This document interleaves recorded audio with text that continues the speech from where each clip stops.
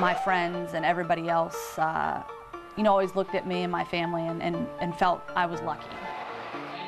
On the outside, Lauren Sisler seemed to have it all.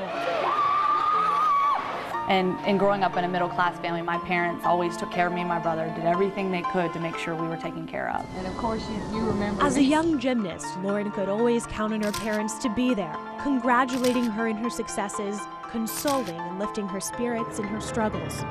And yet, I really had no idea what was really going on with both my parents. Lauren wouldn't know for months until one night.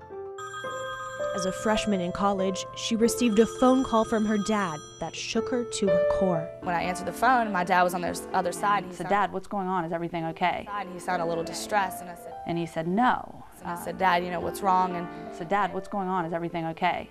And he said, "Lauren, your mom died." Your mom just died.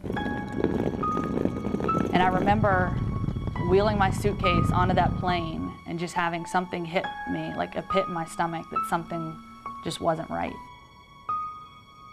As her plane touched down, all I want to do is run and jump in my dad's arms. I need somebody to hug me, to, be there for me. I said, "Where's my dad?" And my uncle had already started driving the car. I had to pull over, and he turned around and he said, "Lauren, I'm really sorry, but your father's passed away too." Several tear-stained nights passed before Lauren finally found out what stole her parents' lives.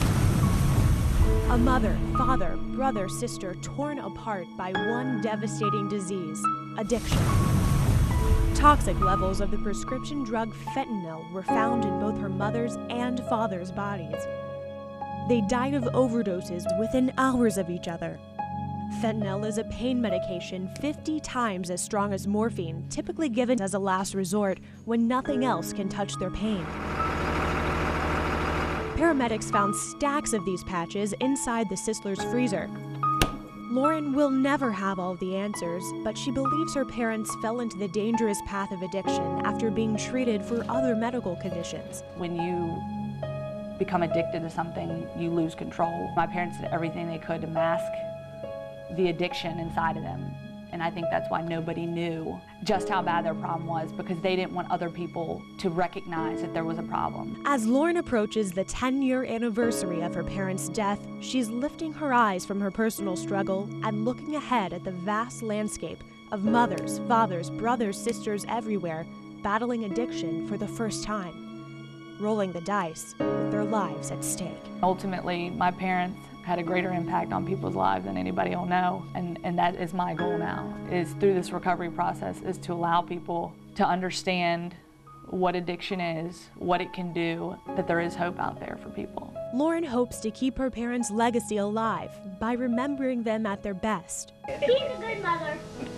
Thank you, Lauren. But also by taking a close look at what ultimately brought them down. All the while, she knows her parents are still always there, cheering her on from the best seats in the house. In Birmingham, Kaitlin McCulley, CBS 42 News.